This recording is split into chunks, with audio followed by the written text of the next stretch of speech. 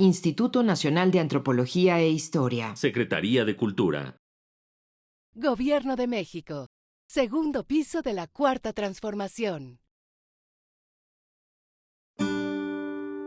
Su sustancia está hecha de evocación, recuerdo, rememoración y de lo que toma del porvenir.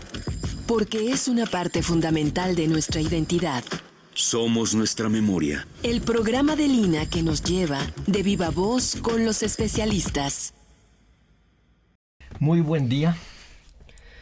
Somos nuestra memoria. Somos ese quimérico museo de formas inconstantes, ese montón de espejos rotos, escribió Jorge Luis Borges, y nos sirve de entrada a este programa de Somos nuestra memoria. Buenos días, esto es Radio INA. La Secretaría de Cultura y el Instituto Nacional de Antropología e Historia los invitan a acompañarnos en la emisión de esta serie de Somos nuestra memoria. Yo soy Salvador Rueda y en esta ocasión contamos con la presencia de la arqueóloga Claudia Victoria Palafox Mondragón. Ella es licenciada en Administración de Empresas Turísticas por la Universidad del Valle de México y es licenciada en Arqueología por la Escuela Nacional de Antropología e Historia. Ha impartido clases de administración a nivel universitario y en preparatoria y ha escrito artículos como Seacatl Topiltzin Quetzalcóatl en el imaginario de Diego Durán y el análisis funcional de los tecomates de Xipetotec, una aproximación dimensional. Su investigación se enfoca en las culturas de la cuenca de México del posclásico tardío, pero déjenme decirles que también fue bailarina. Y por razones de las limitaciones del ser humano, de nuestro cuerpo, así es, ella se dedicó a la arqueología. Cosa que fue bueno para la arqueología por lo que encontró. Porque lo que ella hace, y ahorita lo vamos a ver, es un estudio sobre la verdadera función de la piedra de Tizoc, en donde lo más importante es la medida del hombre. así es. Yo me acuerdo aquí de una frase de Cardosa y Aragón que decía que el fémur, el México prehispánico, el fémur es la medida de todas las cosas. Y efectivamente creo que eso es lo que tú haces. En tu estudio sobre la piedra de Tizoc, que fue tu tesis, comienzas con una dedicatoria que a mí me pareció no solo generosa, sino muy significativa. Le agradeces a la gente que permitió, tal vez con riesgo de su vida, que esa piedra sobreviviera, que no fuera rota, que no fuera volteada, que no fuera usada para otras cosas, sino que fuera enterrada y que sobreviviera hasta que se le encontró. Y entonces empezaron todas las búsquedas en las fuentes del siglo XVI, básicamente de los frailes, en donde hablaban de una función de la piedra que ahora nos vas a platicar, pero que tu tesis es exactamente lo que vienes a desmentir. La piedra de Tizoc no es lo que hemos creído que es, y para saber qué es lo que es, el fémur es la medida de todas las cosas, y eso se puede porque te enfermaste de la columna. Todo eso es una vueltezota para entender que esta piedra tiene medida humana. Así es. Platícanos cómo llegas a eso. Bueno, yo estudié turismo. Cuando hice mi servicio social, llego a la piedra de Tizoc. Turismo me llevó a la piedra de Tizoc. Y las señoritas del Museo Nacional de Antropología me decían, no, ¿sabes qué? Tú tienes que decir lo que dicen las fuentes. La piedra de Tizoc es una piedra de sacrificio. Se depositaba sangre en la jícara central. La piedra de Tizoc es un cilindro monumental de roca volcánica. Entonces, según las crónicas españolas del siglo XVI, se depositaba sangre en esta jícara central y esta sangre corría por un canal que tiene la pieza hasta llegar al suelo. Y se sacrificaban cientos de personas. En las mismas fuentes tenemos una segunda función de la pieza, que es la de Temalacatl, que es un círculo gladiatorio donde se amarran a cautivos de guerra y se les pone a pelear contra guerreros profesionales y bien armados. Hay dos informaciones. Una, que este joven que logró pelear y que venció obtiene su libertad, que esto me recuerda al circo romano más bien. Claro. Y otra, que este joven de todos modos lo van a sacrificar, o sea, peleó para nada, ¿no? Entonces yo decía todo esto en mis visitas guiadas de la Sala Mexica, pero lo decía llorando, ¿no? Casi. Decía porque, pues eso decía el libro, ¿no? Y entonces después ya me dediqué al ballet para siempre y todo. Me lesiono y es donde empiezo a estudiar arqueología. Pero yo no olvidé la piedra de Tizoc nunca. O sea, y entonces pues me pasaba observándola, parecía una vieja loca ahí pegada a la piedra de Tizoc. Y me doy cuenta, observándola, que el canal realmente no permite que un fluido salga. El canal tiene una pendiente absoluta positiva. Tiene varias pendientes, pero la pendiente absoluta medida con el teorema de Pitágoras es positiva y cualquier fluido se regresaría a la jícara. Y ahí es donde digo, bueno, vamos a ver hasta dónde me lleva la pieza, qué me permite hacer. Y nos permitió muchas cosas. Pero de entrada, lo primero que veo en tu trabajo es que tú piensas que la piedra de Tizoc no fue labrada de manera ni fortuita ni simplemente creativa, sino que hay una exactitud. Entre esas, efectivamente, la posibilidad de que un fluido pueda correr o no. Los mexicas eran expertos en hidráulica. Ellos sabían muy bien hacer mover el agua porque vivían en el agua. Entonces, al yo darme cuenta de que el canal se regresaba, dije, pues esto no lo hicieron los mexicas, y se ve con toda claridad. Lo primero que hice, si usted me permite que entremos ya un poco a la tesis, es hacer experimentos de sangre humana. Deposité 7 veces sangre humana para exponerla a todo la intemperie. Después de eso, pues la lluvia la distribuía en la roca volcánica, no se la llevaba, al contrario, la metía más en los poros. Después de esto la metí en una estufa de cultivo para que el microbioma se encargara de desaparecer todo el resto visible de sangre, lo cual sucedió. Posteriormente lo llevo al microscopio maestro y encontramos un parque zoológico de microbios. Microbios en su estado vegetativo, microbios en su estado de quiste y microbios en su estado de espora. Estos microbios tienen la capacidad de permanecer por años. Por años. La señorita Fialová encontró en Gran Moravián bacterias del siglo IX, por ejemplo. Entonces la piedra de Tizoc no tenía ninguna. Y otra cosa interesante es que la sangre que tiene hemoglobina reacciona con el oxígeno. Y en esta reacción se desprenden dióxidos de hierro que pueden durar hasta el día del juicio, maestro. Y entonces no traje el molcajete porque no quiero que nadie se vaya a enfermar. Ese molcajete sigue siendo una fuente de microbios patógenos. Pero hiciste en un molcajete esa prueba. Sí. Sí, lo vi en tu tesis. Compré un molcajete ahí en la calle y estuve haciendo los depósitos de sangre humana, ¿no? No lo traje, no se me vaya usted a enfermar.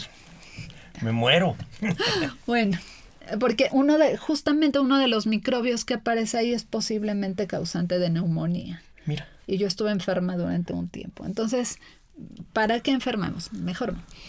Y resulta que estos óxidos de hierro de los que hablábamos quedaron en el molcajete, en sus poros. Lo desgasté con Dremel y se observaban a simple vista. ¿Qué es Dremel? Es un taladro, perdón por el comercial, un taladro rotatorio. Okay. Entonces se ven a simple vista, se ve un polvo rojo, brota un polvo rojo de los poros del basalto. Y la piedra de Tizoc no tiene nada de eso. O sea, lo primero que estás diciéndonos es que lo que más te llamaba la atención era ¿para qué sirve esto? Esta piedrota labrada, ¿para qué sirve? Y encuentras para lo que no sirve. Y propongo algo para lo que yo creo que sirve. Ok. Bueno, entonces ya que vimos que la pieza no recibió sangre un solo día de su vida, ojalá la puedan leer la tesis, pues entonces nos abocamos, o me aboqué, al tema de Temalacatl. Ataban a un pobre hombre ahí y lo ponían a pelear con un palo con unos guerreros maravillosos. Pero había que tener un sitio para atarlo, ¿verdad, maestro? Y los mexicas, grandes constructores, usaban clavos constructivos, hacían perforaciones y metían clavos de madera o de otros. Entonces, pues que me pongo a estudiar todas las partes donde pudieron haber atado a este muchacho. Y resulta que todas son hechas con herramientas españolas. O sea que son posteriores. Así es. Para maestro. darle otra función a la piedra. Exactamente. Ok. La piedra se hizo entre 1480 y 1486, por ahí. Y estas herramientas son de 1550 a 1600. Es decir, 100 años más tarde. Así es, maestro. Quiere decir que la piedra estaba de todos modos visible. Pues muy interesante, porque resulta que cuando llega Cortés a la ciudad de Tenochtitlan, nunca ve esa pieza. Y construyen una pequeña catedral, una pequeña iglesia, y entonces llegan en 1524 12 frailes, qué casualidad. 12 frailes llegan en junio con la idea de hacer una catedral mayor. Entonces tiran la chiquita, empiezan a excavar y hallan la piedra de Tizoc, volteada boca arriba. Y no sé qué pensaron. Yo creo que ellos habían visto el astrolabio, ellos conocían de navegación y vieron a lo que se estaban enfrentando. Vieron que era una obra de ingeniería No, maravillosa. pero claro, porque entre los que llegan están, bueno, Pedro de Gante había llegado antes, pero llegan gente que está muy metida en la idea renacentista de saber medir el mundo. No, efectivamente no hay casualidad en el 12, lo hicieron a propósito, pero además hicieron a propósito los nombres de los que llegan. Y entre ellos hay constructores, no son solamente misioneros. Llega gente a construir. Y eso es lo interesante, porque entonces le da otra utilidad a tu piedra. Bueno, pues Pero no sabían lo que era. muy relacionado a lo que usted está comentando, el trabajo de cantería tiene 3 etapas: desbaste, corte y labra. Y en la piedra de Tizoc vemos los 3. Okay. Vemos desbaste con picos, que espero que en las imágenes se puedan ver las huellas de los picos. Se ve, hay también cinceles, todo, alisaron todo el canal con cinceles, también el de abajo. Y hay un gesto tecnológico muy importante novohispano que creíamos que era mucho posterior. Los barrenos de voladura, nosotros pensamos que son del siglo XVIII más o menos, pero tiene 3 barrenos de voladura y además con las mismas herramientas con las que hicieron todo lo demás. Otra cosa interesante es que en la jícara, que sí es mexica por supuesto, había un óvalo adentro, un rostro, igual que en la piedra del exarzobispado. Y fue una de las cosas que quitaron primero, bueno, no primero, de las cosas que quitaron con más detenimiento. La alisaron con cinceles muy finos. ¿Sería de otro material? ¿Sería una incrustación o cómo piensas? Yo creo que era de la misma... Lo labraron ahí. Sí, de la misma fábrica que la piedra de Tizoc. Ya. Bueno, muy bien. Entonces, para lo que no es, nos quedamos en el estudio de sangre.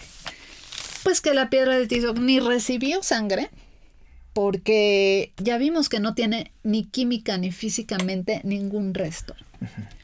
Pero tampoco sirvió para la batalla. ¿Por qué? Porque no tiene dónde agarrarse ningún pobre hombre, número 1. Y número 2, la pieza tiene un desgaste diferencial. Tiene una zonita muy específica donde está completamente desescamada. Y William Bullock nos dice que en algún tiempo estuvo 40 años de lado y que le pasaban encima justo a esa parte. Entonces, si hubiera servido para hacer un combate ahí arriba y todo, pues tendríamos también esas huellas de la gente pisándola, de todo esto. Sí, bueno, y además de donde decías tú que amarraban, pero recuerdo que decías que también por la dimensión de la piedra era muy difícil, y ahí es a donde pienso en ti como bailarina. La dimensión de la piedra no daba para que la gente pudiera estar arriba peleando, era para otra cosa. Exactamente. Y está llena de signos. Está llena de signos. Está llena de signos que aparecen, o bueno, que los científicos o que los expertos han identificado como símbolos del sistema línea-punto. Sistema matemático posicional línea-punto. Muy bien, de eso vamos a hablar en la segunda parte de la entrevista. Ahorita vamos a amarrarnos a lo que nos estás platicando de los estudios químicos, físicos, de tus medidas para saber si se corre o no se corre. Claro, yo recuerdo en alguna imagen del Códice de Durán está el de la piedra esta de Temalacatl, y en otro lado están pensando que podía ser una jícara es decir, un cajete que recibe sangre y que nos explicas que no es posible. Pero además haces una cosa más que a mí me llamó muchísimo la atención. Pusiste una imagen de cómo podría ser por dentro lo que veía por dentro de una persona lo que veía un sacerdote sacrificando. ¿Cómo sacas el corazón en una piedra como esa? ¿Qué es lo que haces ahí? Ahí vamos a entrar ya a la cosa que va a generar como... ¿Qué te importa? Órale. Bueno, para sacar el corazón tenemos un estudio que menciona el doctor López en su trabajo, un estudio de un joven francés que dice que se tarda en 2 minutos con una lanza, con una navajilla de obsidiana en sacar el corazón. Maestro, créame que para extraer el corazón y doblarse desde aquí, desde en medio de las costillas, hay que romper una gran cantidad de estructuras, hay que romper el estómago que tiene ácido clorhídrico, hay que romper los pilares del diafragma. Bueno, si quisieran hacer ese sacrificio en la piedra de Tizoc, porque dicen algunos que en el borde ponían a la persona y la doblaban para atrás, lo que vamos a exponer son las vísceras. Yo tuve la fortuna de pararme junto a la piedra de Tizoc en su base y me llegaba aquí, mire. A la cintura. Ajá, si yo me doblo para atrás, pues me va a salir una panzota. Y lo que va a ver alguien son mis intestinos, nunca mi corazón. Ahora, subirlo arriba de la piedra de Tizoc y tratar de acceder al corazón por esta parte, abrirlo desde esta parte, tomaría tanto tiempo, tanto esfuerzo, que logísticamente sería imposible hacer los cientos de sacrificios que se dice que se hicieron. Ahí.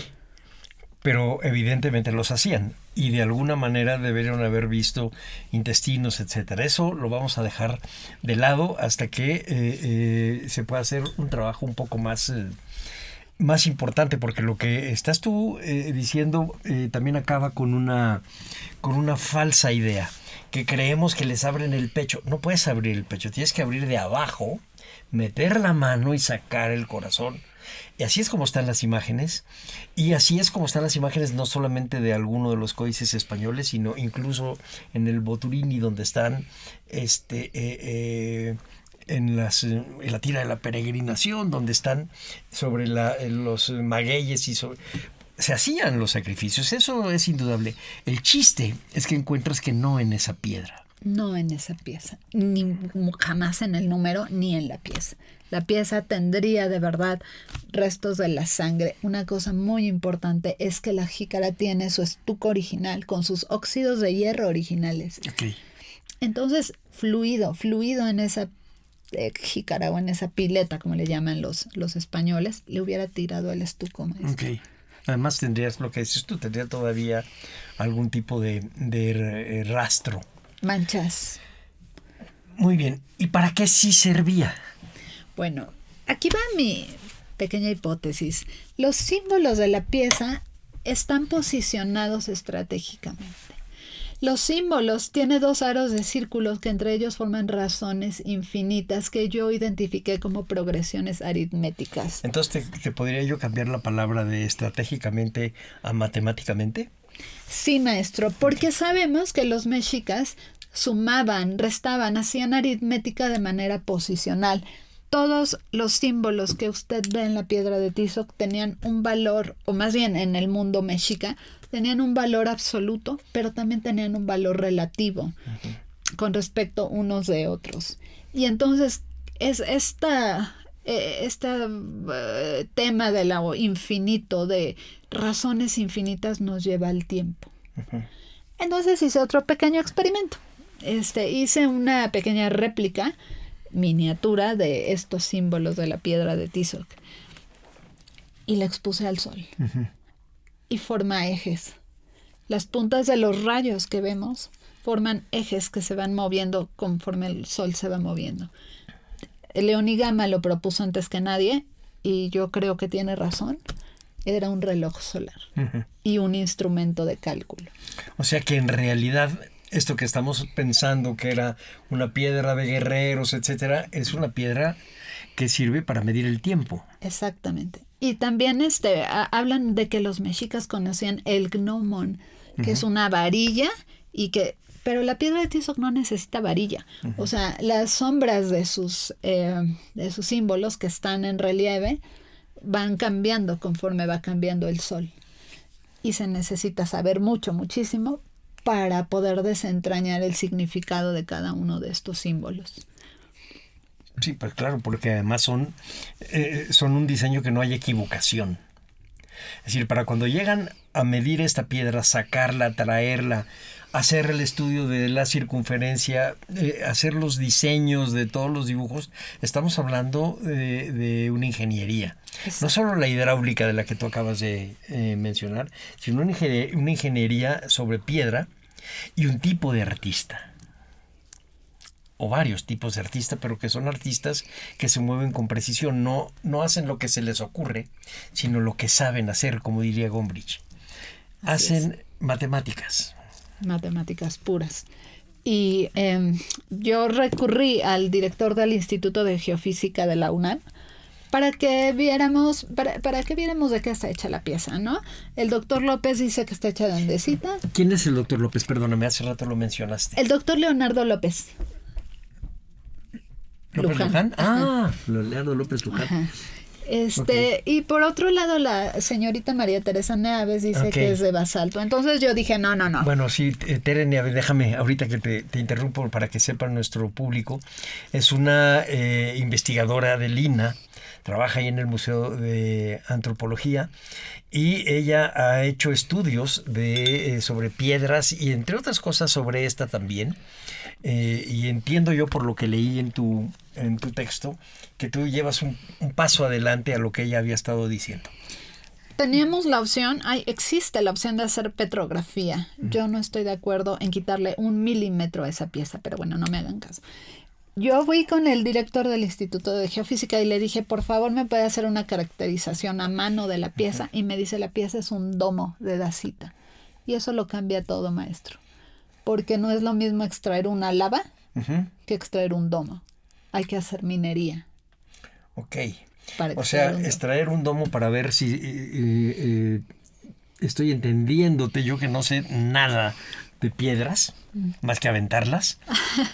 Estamos hablando del techo de una burbuja de lava.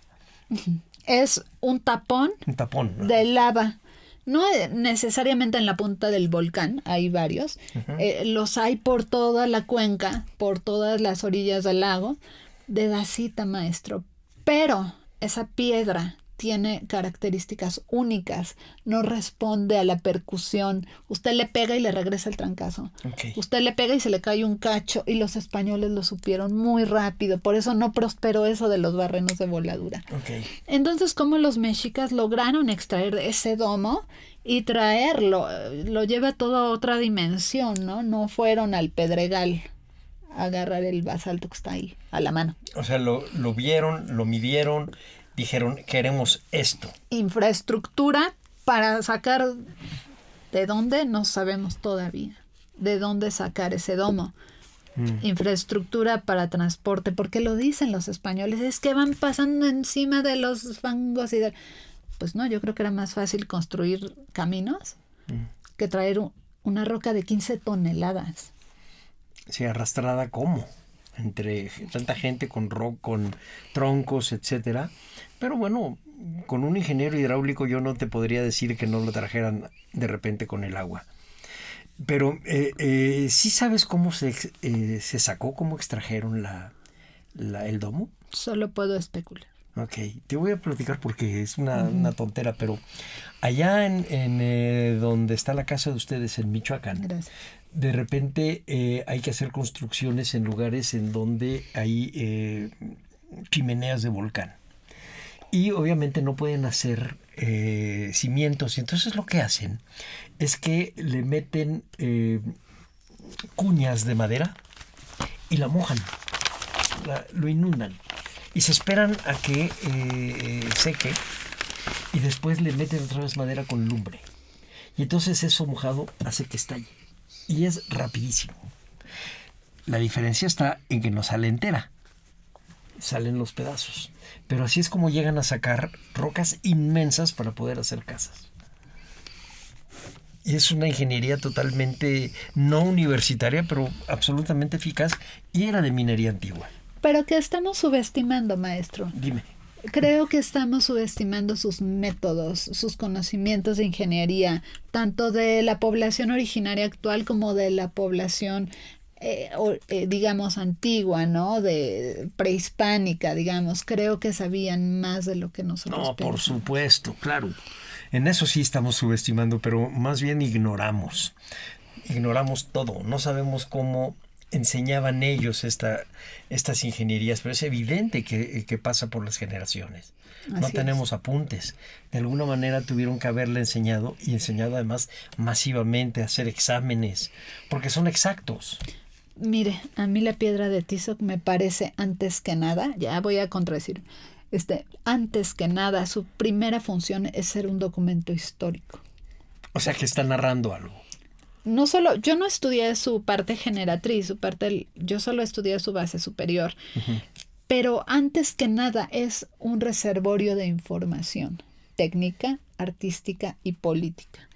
Entonces, creo que ahí ellos nos han heredado una buena fuente para entenderlos. Y también había comunicación en papel, que se perdió, bueno.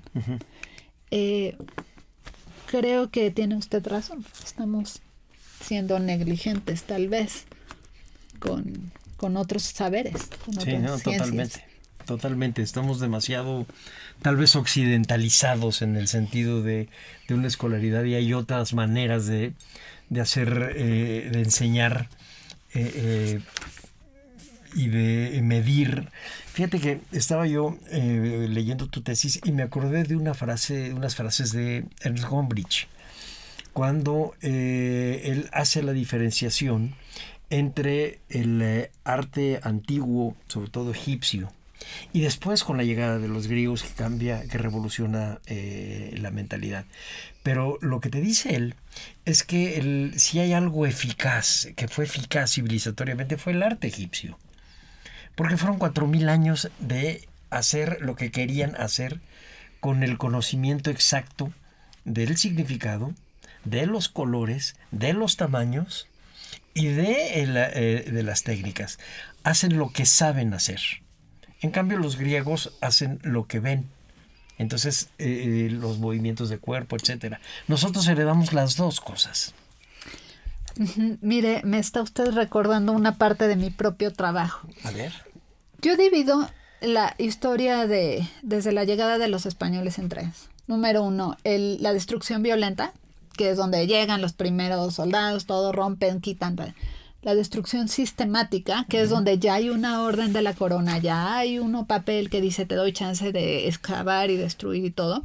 Y una destrucción ideológica. Y creo que la piedra de Tizoc tuvo esta desgracia del canal y de que le hicieran todo lo que le hicieron en este tema de ideológica. ¿Cómo voy a imponer yo mi religión, mis creencias, todo, si no extermino primero la anterior?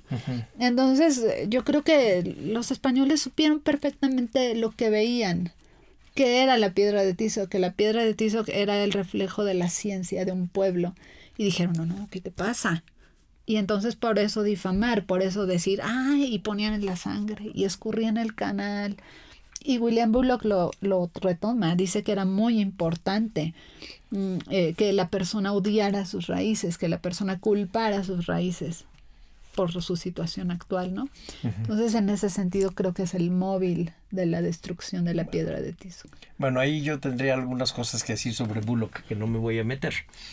Pero, pero sí y no. Déjame te polemizo un poco. No se trata nada más de destruir. Esta gente, los que llegan aquí tratan de aprender de los demás, de los propios indígenas, para saber cómo los vas a cristianizar. Porque el trabajo de ellos era salvar sus almas. Estoy hablando de los frailes. Y sí buscan saber cómo hacen las cosas, pero sobre todo cierto tipo de cosas. Por ejemplo, el arte plumario, la orfebrería, etcétera. No, lo aprenden perfecto. El asunto es que cuando se meten con matemáticas sí no saben. No, tú dices en tu tesis que hiciste una serie de fórmulas, etcétera, pero estás pensando en una matemática euclidiana y te funciona. Porque es un Exacto. círculo.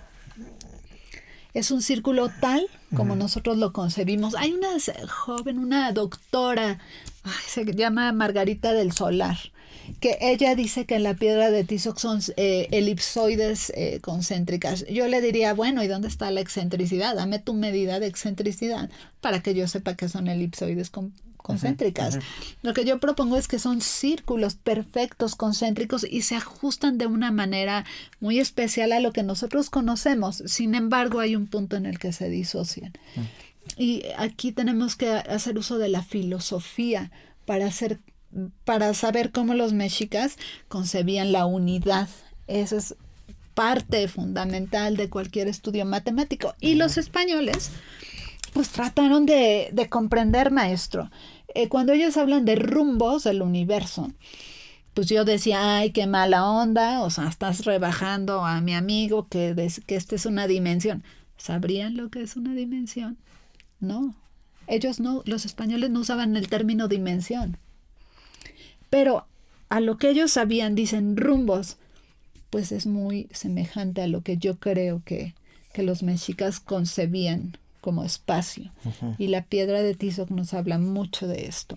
Hay que estudiar muy bien. Yo propongo que son series infinitas. Las escribo aquí como sumatorias infinitas porque creo que esto tiende al cálculo diferencial. Creo que esto se va a convertir en cálculo diferencial. Todavía no tengo cómo probarlo. Pero bueno, cuando menos has dado los primeros pasos haciendo una serie de cálculos para probar lo que estás diciendo que sí es, que es un reloj de sol. Sí, maestro. Eso lo puede hacer uno en su casa, hacer una copia de la piedra de Tizoc, de la base con relieve, subirse a la azotea, porque así es como le hice, y vamos viendo cómo va cambiando. Sí. Incluso lo hice durante el eclipse, o sea, qué cosa tan terrible. Y el brillo siento que el estuco reacciona. Aquí tengo una foto. El estuco original reacciona de forma muy diferente a la roca. Entonces probablemente también tenía una reacción al brillo especial del eclipse, ¿no?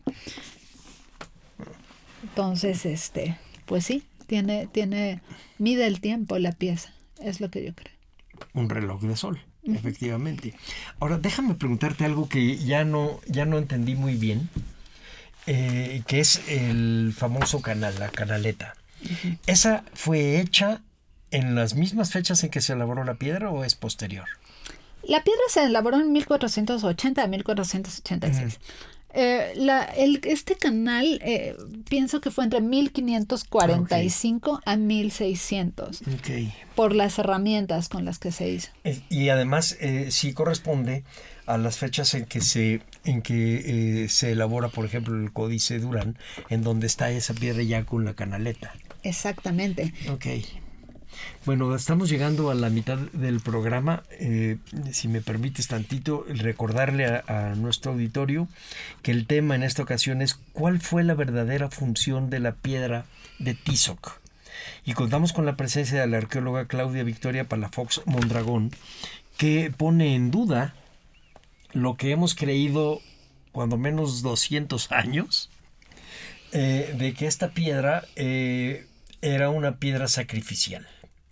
Y que tú has estado haciendo una serie de estudios tanto de química como de biología, como de matemáticas, de geometría, para probar que no es una piedra sacrificial.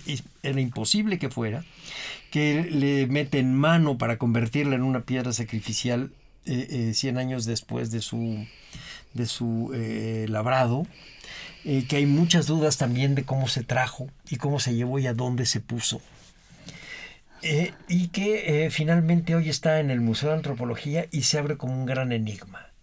Así es, maestro. Déjeme comentarle un poquito de las herramientas, de lo que usted está mencionando. ¿Cómo pude saber o cómo pudimos saber que fueron herramientas de metal? Los mexicas o las culturas mesoamericanas utilizaban el desgaste de un tipo de roca con otro tipo de roca. Y entonces obtenían superficies con los poros muy cerrados, muy lisitas, que en el microscopio dejan determinadas marcas. Los españoles usaban el trabajo de cantería, que está basado en la percusión. O sea, ponían un cincel y un mazo o una barreta. La barreta me parece que es posterior. El pico de desbaste es uno de los que ellos trajeron más. Pues cómo es que yo vengo a decirle a usted y a su amable público que se hizo con estas herramientas. Mire, fuimos a San Nicolás de los Ranchos a visitar a unos artesanos que son especialistas en construir molcajetes con las herramientas tradicionales. Entonces yo les hablaba, oye, ¿y de qué aleación es tu herramienta? Porque esto me va a impactar en mi trabajo, esto se va a ver en el microscopio. Y ellos nos dijeron, nuestras herramientas son de hierro forjado. Después vimos que una o dos no. Bueno, pero son herramientas muy tradicionales, ¿no? Y entonces ellos me permitieron tomar micrografías de cada una de sus herramientas. Okay. Llego yo al microscopio y las comparo con las que hicieron el canal. Y son muy parecidas, maestro. A lo mejor un poquito cambian en dimensiones, pero tienen una característica muy importante. Son patrones de banda, espacio, bandas, espacios, bandas, y todas son... Porque son como dentadas, paralelas, ¿verdad? Sí. Algunas sí. Entonces, así fue como pude ver cuáles eran españolas y cuáles eran mexicas. Hay una muy interesante, hay un golpe, ahora que vaya usted a ver la piedra de Tizoc, hay un golpe en el lado este de donde está, que yo pensaba que lo había hecho hace poco, ¿no? Y está hecho con 3 herramientas diferentes. Está hecho primero con un pico y luego dejaron una grieta y a la grieta le metieron un cincel y le hicieron palanca para... ¿La quisieron romper? Querían quitarle un fragmento. Ya. Un fragmento del lado que ahorita es este. Quisieron quitarle todo ese fragmento. No se pudo. Hicieron los barrenos de voladura. Y yo le pregunto al ingeniero Santos del Instituto de la Facultad de Ingeniería de la UNAM.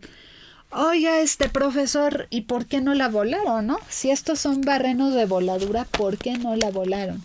Y me dice él, porque la pieza no iba a responder a ello. A la pieza se le caen cachos. Y los barrenos de voladura forman grietas para abrirla. Y la pieza no hace eso. Esa roca no hace eso.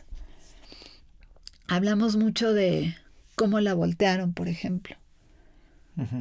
¿Por qué digo en mi dedicatoria muy sentida y muy sentimental y muy honesta que la voltearon con cuidado, que fue un acto de conservación y no de destrucción? Sí.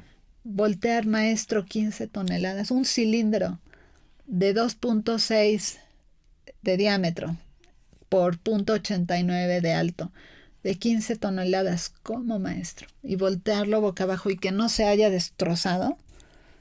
Lo hicieron con mucho cuidado. Y el ingeniero piensa que con rampas. Yo también.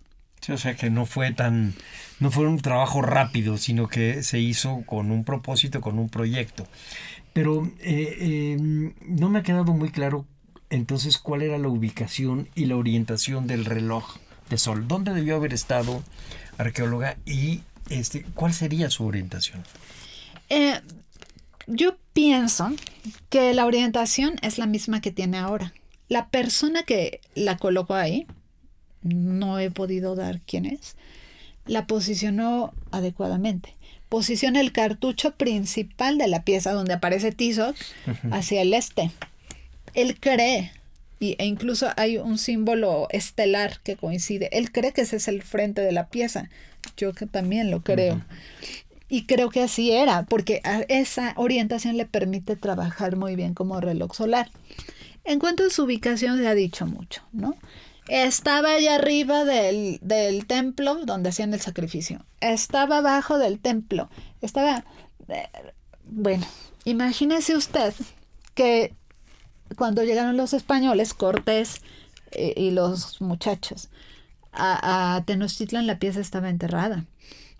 Y Sahagún, por otro lado, nos dice que la pieza tuvo uso desde que se manufacturó hasta que ellos llegaron. Eso dice Sahagún. Entonces quiere decir que la bajaron así, rápido. Mi hipótesis es que llegan los españoles, empiezan a romper códices, a romper templos, a romper todo en la costa, en Veracruz, y los mexicas dicen, candados. Y entonces ellos mismos bajan la pieza y la entierran. Ok. No podía estar en un lugar muy alto, maestro. ¿De dónde iban a sacar el material constructivo para bajarla desde allá en tan poquito tiempo?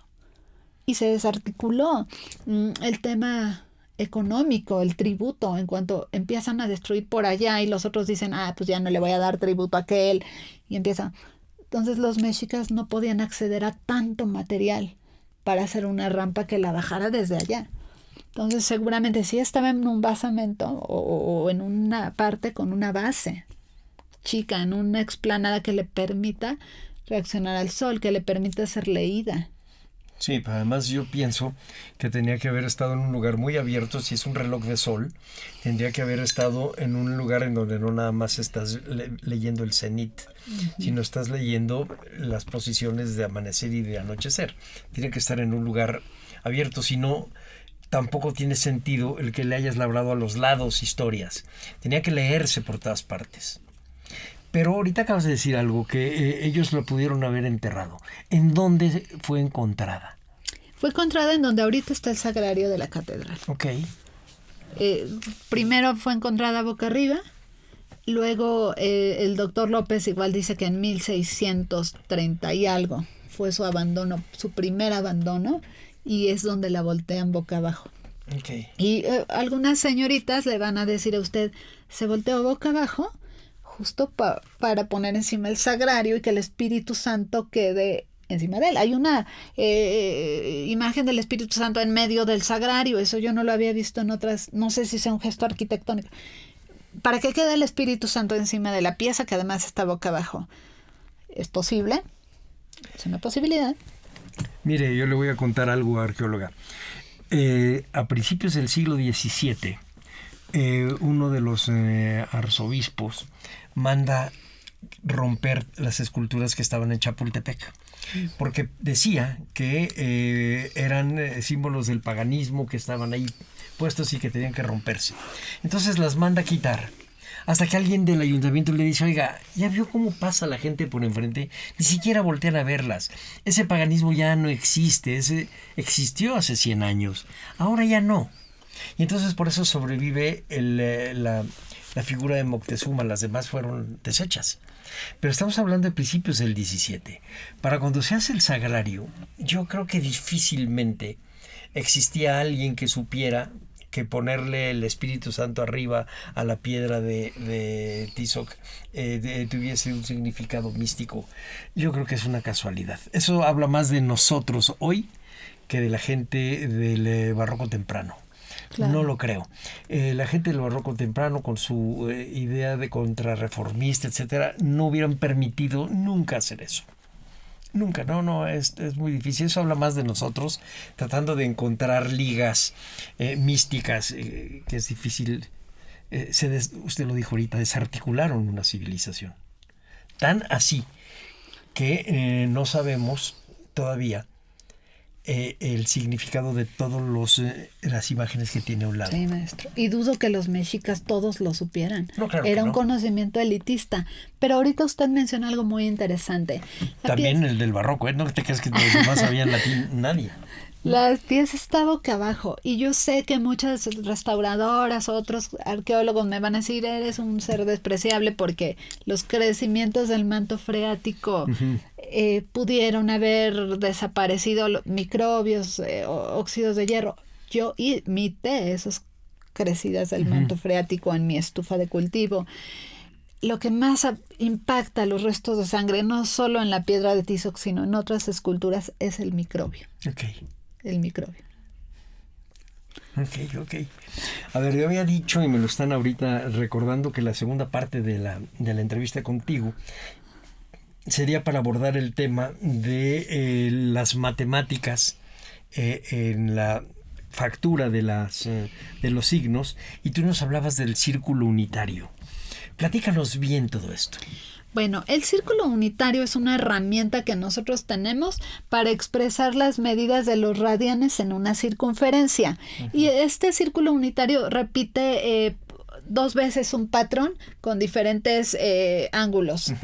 Los mexicas hicieron lo mismo en la piedra de Tizoc, pero los ángulos miden diferente. Entonces ese no es un tema de matemáticas, es un tema de filosofía. Porque los mexicas están dividiendo la circunferencia en este patrón o en este...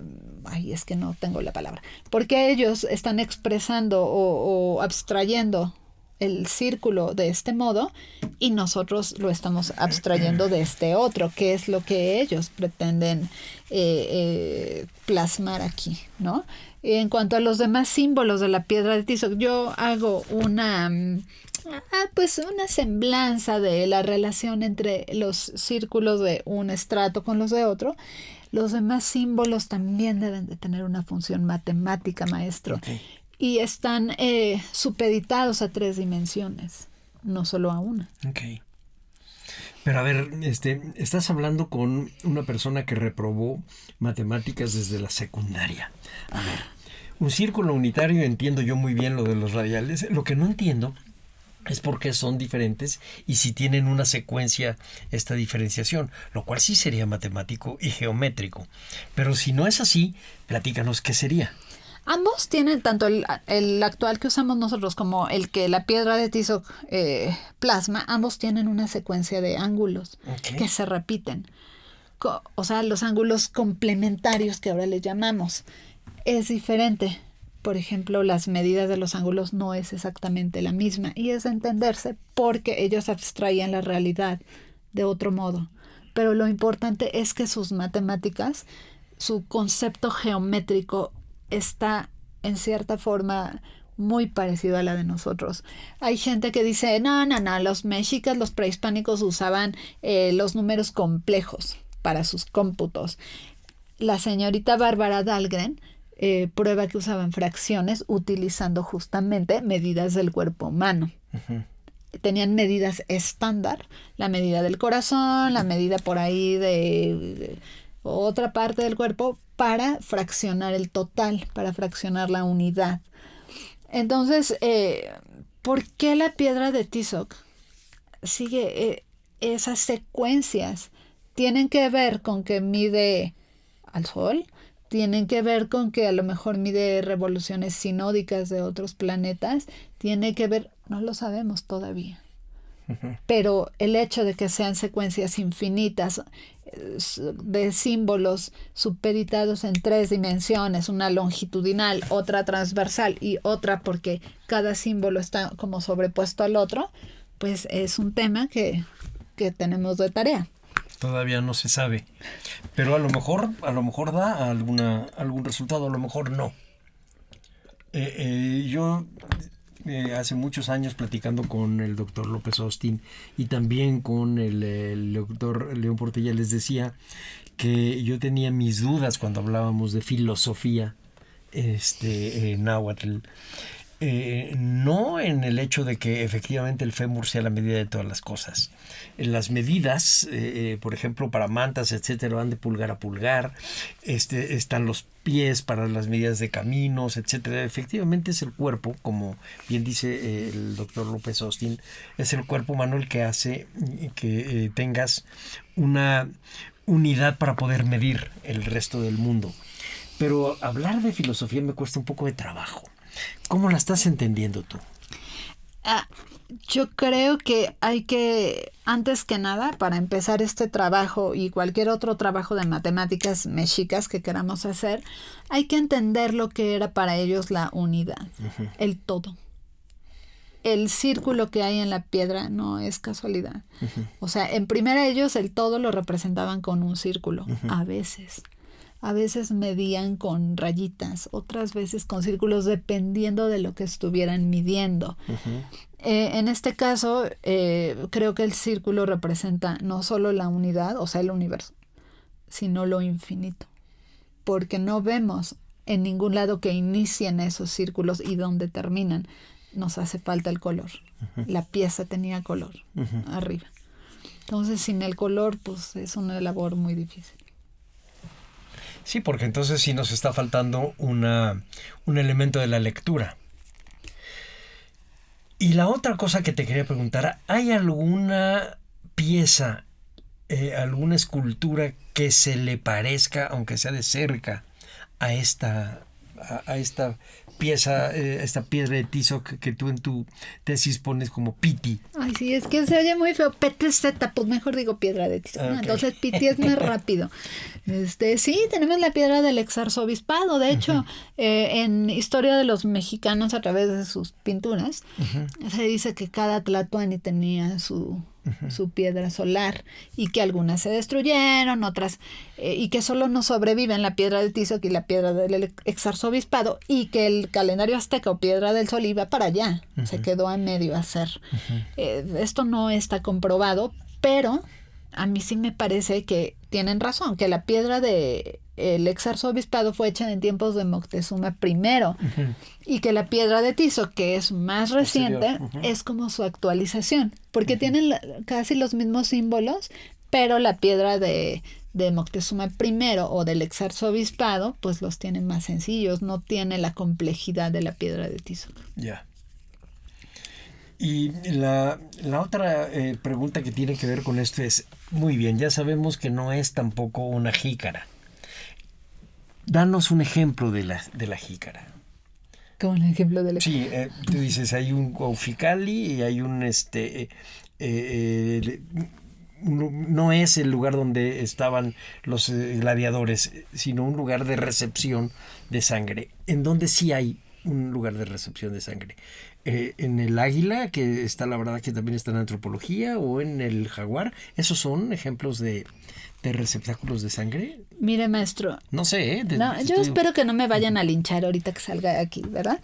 Pero yo podría decirle que estamos siendo demasiado aventurados. Ok. Estamos siendo demasiado... no quiero decir una palabra que suene feo. Estamos siendo demasiado alegres al pensar que todo lo que tiene un agujero es un Cuauhxicalli. Okay. O sea, hay que ver primero cuáles sí y cuáles no, en qué contexto sí, en qué contexto no. O sea, qué piezas están en qué lugar, ¿no? Hacer un estudio más profundo para que no todo lo que tenga un pozo o un hoyo o una jícara ya Cuauhxicalli, ¿no? Toda vez que Cuauhxicalli también significa jícara de madera o jícara del águila, y lo puntualiza también Toribio de Benavente, está hecha de madera. Entonces, ¿qué ponían ahí? No necesariamente sangre. No podemos extrapolar, pues este es Cuauhxicalli a todo. No, lo que pasa es que te lo preguntaba porque una de las razones de tu tesis es explicar lo que no es. Y una de las cosas que no es era esto, un receptáculo de piedra de sangre, no solamente porque no corre la sangre, como bien nos lo platicas ahorita y está bien explicado en tu tesis, sino porque no tendría ni siquiera razón de ser, no tiene el tamaño para recibir cuánta sangre, y menos la cantidad de sangre de mixtecos que se supone sacrificaban ahí. A ellos los debieron haber sacrificado en otro lado. Ahora, efectivamente hay una cultura de la muerte. Lo vemos en el Zompantli, lo vemos en muchas otras cosas, pero no es una cultura de la muerte muy distinta a la que trajeron los cristianos. La muerte es un asunto humano y nos preocupa realmente a todos, y es origen de poder y de la medicina. Para eso es la medicina, para tratar de ahuyentarla. Pero en este caso estamos hablando de un tipo de lectura que lo mismo da historia, que da no sé cómo decirlo, que le da significado a los personajes que están ahí. Por ejemplo, estoy pensando en Tizoc, que está también como si fuera un Tezcatlipoca, con su pie mocho, y un círculo que es un espejo, se supone que está humeando, etc. Está hablando de un hombre que puede transformarse en un dios, y de un dios a un hombre. Pero está hecho con una matemática que permite que él también esté regulado. No son lo que hemos creído ser, que eran, que son simplemente guerreros depredadores. Claro. Por ejemplo, algo muy interesante en la piedra de Tizoc es que tiene una cenefa, o sea, está la base superior solar. Ajá. Tiene una cenefa con símbolos estelares. Tiene las escenas de Tizoc como en sus momentos de victoria, y abajo tiene otra cenefa que está representando a la Tierra. Okay. Entonces, yo creo que representa el mundo. Okay. El mundo circular, tenemos el cielo, tenemos pues a nosotros, y tenemos la Tierra, ¿no? Representada también en la piedra de Tizoc. Entonces, ¿cómo sabemos que era Tizoc? Pues por su antropónimo. Sabemos que era Tizoc por lo que nos dicen las fuentes. Lo que no hemos dicho es quién es Tizoc. Platícanos tantito de él. Bueno, Tizoc era el sucesor de Moctezuma I. Moctezuma Huehue Motecuzoma, como le decían, o Moctezuma el Huicamina, fue un gran guerrero que expandió los confines de los mexicas, la gente lo amaba y demás. Y entonces seguía Tizoc. Tizoc tenía que heredar ese cargo de Tlatoani. Y entonces Tizoc era un joven que le interesaba la arquitectura, le interesaba todo lo lindo, pero no era muy bueno en la batalla, ni era bastante bueno. Y la gente no lo quería, ni sus allegados lo querían. Entonces dijeron, vamos a deshacer lo bueno que hizo Moctezuma primero con Tizoc. No, y ponen a su hermano Axayácatl. Uh-huh. Primero, cuando no le corresponde, imagínense, pobre Tizoc, pues al poco tiempo muere Axayácatl y ya no hay modo de seguir relegando a Tizoc. Sube al poder Tizoc y unas hechiceras lo envenenan y se muere. La versión oficial es que sus enemigos de Iztapalapa lo mandaron a envenenar. Uh-huh. Y hay también una versión oscura de que los mismos mexicas lo mataron por este tema de que él no le gustaba la guerra, él prefería estar construyendo cosas. Y es donde viene una gran importancia para la piedra de Tizoc, porque Tizoc necesitaba que se viera que sí podía. Y qué mejor que poner a Tizoc en sus victorias acá, derrotando a todos. Para Tizoc era muy necesario legitimar su gobierno. Y por eso manda a hacer esta piedra. Es una de las hipótesis. Ok. Uh-huh. Que bueno, no es una hipótesis, digamos, jalada de los pelos, porque el hecho de que los gobernantes manden a hacer su propia historia está en todas las culturas, está en todas partes. Así si no pensemos en Palenque, por ejemplo, y Pacal mandándose a hacer su propia historia, o los faraones haciendo las suyas. Pero en este caso estamos hablando del último tercio del siglo XV. Yo no sabía que Tizoc tuviera esta inclinación artística. Fíjate, yo siempre pensé que era un poco una fantasía que le habían atribuido a Nezahualcóyotl. Se parece mucho el relato texcocano de Nezahualcóyotl a la historia de David, el bíblico. Y no pensaría yo que Tizoc tuviera ese sesgo, pero suena lógico si pensamos en el crecimiento urbano y en la parte arquitectónica de Tenochtitlan en esas mismas fechas. Hubo una renovación de todo el Templo Mayor que se inauguró con Ahuizotl y que empezó con Axayácatl, y en medio estaba Tizoc, ¿no? Entonces sí vemos como un cambio en la escultura monumental, vemos un cambio en el discurso de los mexicas. Pero pues lo quitaron, o según eso dicen, los españoles lo discuten mucho. ¿Lo quitaron por malos o si se murió de verdad? Cada quien ahí. Yo creo que lo quitaron a fuerzas. Me parece difícil de creer que lo hayan envenenado. Ya han dicho, tómate el refresco, y él bien confiado ahí se lo toman. Bueno, lo mismo dicen de Ahuizotl, ¿no? El que es al que le pega el dintel en una inundación. O sea, no sería el primero al que le ayudaron a morir. Estamos por terminar el programa, Claudia Victoria, y me gustaría que nos dieras algunos consejos a los que vamos a ir a asomarnos a la piedra de Tizoc en el Museo de Antropología y después ver dónde podemos conseguir o leer tu texto.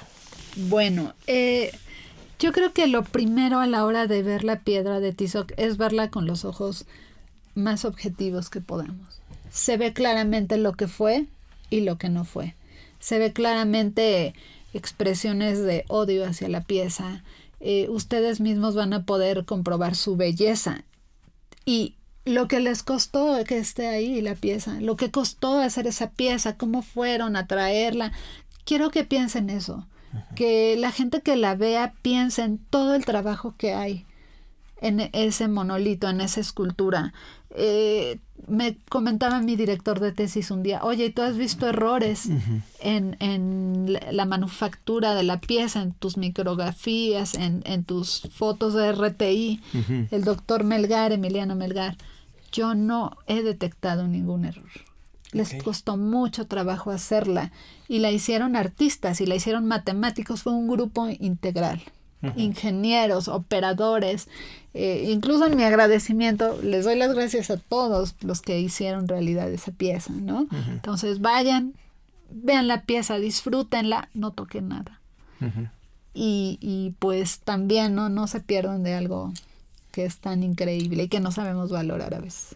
Y bueno, lo otro que a mí me queda muy claro es todo el trabajo científico que tú tuviste que hacer para poder saber lo que no era y tratar de imaginar lo que sí era, desde meterse a los microscopios, meterse el tipo de piedra, checar microbios, hongos, lo que quedaba de estuco, todo. Por ahí hay una fotografía donde estás encima de la piedra, con un microscopio, con una lupa. Estaba haciendo un levantamiento topográfico. Fíjate, es un trabajal científico. Por eso descreo un poco del asunto de la filosofía y que soy historiador, pero sí, me gusta más el pensar que hay un trabajo científico razonable. La imaginación hay que usarla para otra cosa. Sí, consultaste a una microbióloga, pedí donadores de sangre humana, nadie quiso, toda es mía, porque nadie quiso. ¿Todos los litros de las que hablaste eran tuyos? No, fue poquita, o sea, creo que en total fueron 700 mililitros o algo así, muy poca, o 70 mililitros, pero toda es mía porque nadie quiso, les decía y ponían carita de... Sí, no, ¿para qué? Sí, no me contestaban nada, pero nada más decían, ¿no? Y pues sí, maestro, traté de no dejar ningún cabo suelto, de darle explicación a todo y coincide muy bien con lo que han dicho otros estudiosos de la pieza, ¿no? Y además, bueno, me imagino que habrá algún día, te vas a seguir haciendo estudios, vas a buscar becas por ahí, porque siempre hemos pensado que la sangre tenga que ser humana. ¿Por qué no otra cosa? ¿Cómo? Pues un animal, o brea, o cualquier otra cosa que pudiera fluir.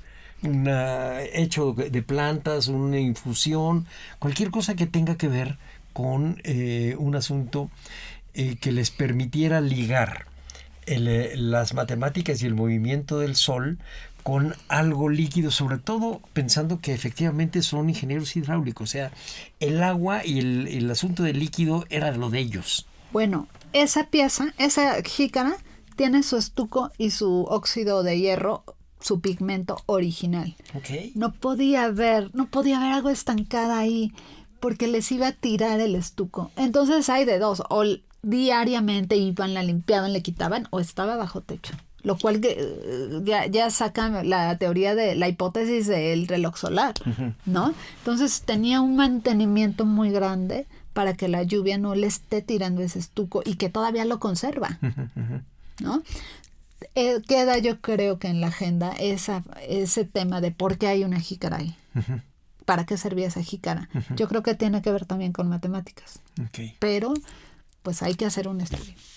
Bueno, no me queda más que desear que alguien esté escuchando este programa y te pueda aconsejar cómo pedir una beca a CONACYT o al Smithsonian o a alguna otra institución en donde lo que les interesa es la ciencia pura, el estudio de las matemáticas y su relación con las civilizaciones de las cuales ya no tenemos mayores huellas. Sí, maestro. Y felicitarte, realmente me gustó mucho tu trabajo. Ay, muchas gracias. Me llamó mucho la atención. Por supuesto, todas las fórmulas me las salté, no entendí nada, pero sí la manera como manejas las imágenes, la idea de que hay una ergonomía en todo esto para poder saber que no es una piedra sacrificial y medir por qué no lo es, no nada más suponerlo. Todo eso me gustó mucho y Muchas realmente te felicito, Claudia Victoria. Con esto vamos a dar por terminado el programa. Una última petición. ¿Hay alguna bibliografía que nos puedas dar y luego dónde podemos consultar tu tesis? La tesis está en la biblioteca de la ENA y en la biblioteca del Museo de Antropología. Espero que próximamente esté en la mediateca del INA, para que no se pierdan nada, porque está grande. ¿Y qué más? ¿Cuál era el otro? ¿Y alguna bibliografía? Creo que les va a interesar muchísimo ver a los primeros que escribieron de la piedra de Tizoc. Obviamente hay mucha gente que escribió actualmente, pero las primeras personas que la vieron, que la sacaron, tienen una perspectiva. Ay, es que esto es un sacrificio. No tenían esa perspectiva. Ellos se fijaron más como en la utilidad de la pieza. Leonie Gama, por ejemplo, o William Bullock, para que sufran. Hay muchos autores. María Teresa Neaves habla de los cartuchos, de las piezas de esta y de otra. El doctor López tiene un artículo de la historia póstuma que coincide muy bien con lo que yo encontré aquí. Pues eso. También si quieren de matemáticas, pues hay unos libros de cálculo. Ahorita no se me viene ninguno a la mente porque... Pero están citados en tu tesis. Sí, están citados. Muy bien. Pues no me queda más que agradecerte tu presencia. Realmente nos quedan muchas preguntas, pero sobre todo nos queda un hueco de conocimiento, porque era fácil pensar que se trata de una piedra de sacrificio y vas al museo y dices, miren, ahí hay una piedra de sacrificio. Y resulta que no lo es, y entonces otra vez nos vuelve a abrir el horizonte del buscar qué, el horizonte de la ignorancia, aunque suene feo, pero es eso lo que nos hace caminar. Claro, maestro, claro. Y para mí era un objetivo casi decir, esta pobrecita que le hicieron todo esto, que se sepa que no lo es, que se sepa que hubo sabios aquí, que se sepa que esta pieza es una obra de ingeniería maravillosa. Muy bien. Pues yo creo que ahora se va a saber, porque vas a ver cuánta gente va a escuchar este programa. Muchas gracias, maestro. Gracias a Radio INA por invitarme y gracias a todos. Pues entonces sí, a nombre de Radio INA doy por terminada esta emisión, que fue posible por la generosa participación de la arqueóloga Claudia Victoria Palafox Mondragón. Gracias a nuestros escuchas por su atención. Les sugerimos consultar más de nuestra producción a través de nuestras distintas plataformas digitales en YouTube y Spotify. En la producción, la Coordinación Nacional de Difusión a través de la Dirección de Producción Audiovisual con Ana Galicia a la cabeza y la Subdirección de Radio INA con Gabriela Marentes al frente. En la realización, Evanibaldo Morales. En la grabación y edición, Rubén Martínez. El apoyo de Marta Hernández, Paula Bedoy y Jerónimo Cuevas. Yo soy Salvador Rueda. Hasta la próxima.